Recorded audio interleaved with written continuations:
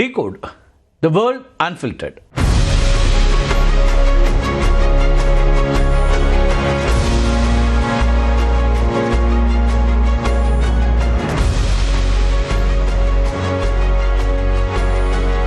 அதிநவீன தொழில்நுட்பம் புத்தாக்கம் இதுக்கு பெயர் பெற்ற நாடுல ஒன்று சீனா.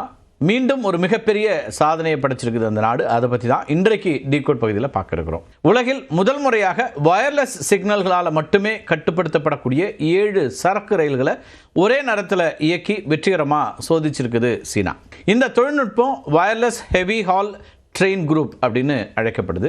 இந்த தொழில்நுட்பத்தினுடைய முக்கியமான நோக்கங்கிறது ஒரே நேரத்தில் அதிக எண்ணிக்கையிலான அதிக எடை இருக்கக்கூடிய சரக்கு ரயில்களை ஒரே பாதையில் இயக்கிறது. வடக்கு சீனாவில் இருக்கக்கூடிய மங்கோலியா பகுதியில் இருக்கக்கூடிய பாவோஷன் ரயில்வே அப்படிங்கிற இடத்துல தான் இந்த சோதனை நடத்தப்பட்டிருக்கு. அப்போ ஒரே நேரத்தில் 7 கனரக சரக்கு ரயில்களை எந்த ஒரு இயந்திர இணைப்புகளும், அதாவது மெக்கானிக்கல் கப்ளர்ஸ் இல்லாமல் ஒருங்கிணைத்து இயக்கப்பட்டிருக்கு. இந்த 7 ரயில்களுமே மொத்தம் 35,000 மெட்ரிக் டன் எடை கொண்ட சரக்கை சுமந்து சென்றன. இது 3 ஈஃபில் டவர்களுடைய எடைக்கு ஈடானது.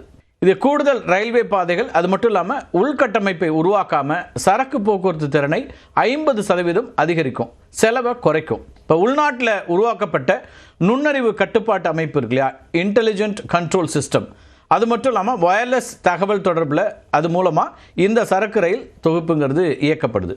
ஒவ்வொரு ரயிலுக்கும் இடையிலான இரும்பு இணைப்புகள் நீக்கப்பட்டு அதுக்கு பதிலாக வயர்லெஸ் சிக்னல்கள் பயன்படுத்தப்பட்டிருக்கின்றன.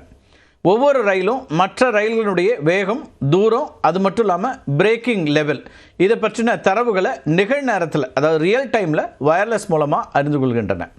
இதனால் அனைத்து ரயில்களும் ஒரே கான்வாயாக இயங்கக்கூடியதாக இருக்கிறது. இப்போ ரயில்களுடைய வேகத்தை ஒரு புள்ளியில் இருந்து நிர்வகிக்கிறதுக்கு மேம்பட்ட அல்காரிதம்கள் பயன்படுத்தப்பட்டிருக்கின்றன. ரயில்கள் அனைத்தையுமே ஒரே நேரத்தில் ஆக்சிலரேட் செய்யவும் பிரேக் போடவும் இந்த அல்காரிதம் தான் உதவுது. முன்னும் பின்னுமா இருக்கக்கூடிய ரயில்களுக்கு இடையில மோதல் ஏற்படுவதையும் அல்காரிதம்கள் தடுக்கின்றன. இந்த தொழில்நுட்பம் கனரக சரக்கு ரயில் போக்குவரத்தில் புரட்சியை ஏற்படுத்தும் அப்படின்னு எதிர்பார்க்கப்படுது. வயர்லெஸ் இணைப்பு மூலமாக பல ரயில்களை ஒரே மெய்நிகர் குழுமமாக, அதாவது வர்ச்சுவல் ட்ரெயின் குரூப் இயக்க முடியறதுனால சரக்கு போக்குவரத்தினுடைய திறன்கிறது 50% மேலே அதிகரிக்கும் அப்படின்னு எதிர்பார்க்கப்படுது. இப்போ மெக்கானிக்கல் கப்ளர்ஸ், அதாவது இயந்திர இணைப்புகளால் இணைக்கப்பட்ட ஒரு பெரிய ரயிலில் ஆக்சிலரேட் செய்யப்படும் போது இணைப்புகளுக்கு இடையில் மிகப்பெரிய அழுத்தம் ஏற்படும். இது இணைப்புகளுடைய சேதத்திற்கு வழிவகுக்கும். இப்போ வயர்லெஸ் கட்டுப்பாட்டு மூலமாக ஒவ்வொரு ரயிலும் தனித்தனியாக துல்லியமாக செயல்படுறதுனால இந்த இயந்திர அழுத்தம் குறைக்கப்பட்டு பராமரிப்பு செலவுகளும் குறையும். வயர்லெஸ் தொழில்நுட்பம் ரியல் டைம் டேட்டாவை ஒவ்வொரு ரயிலுக்கும் வழங்குது. இந்த சரியான ஒருங்கிணைப்பு விபத்துகளுக்கான வாய்ப்பையும் குறைக்கக்கூடியதாக மாறுது.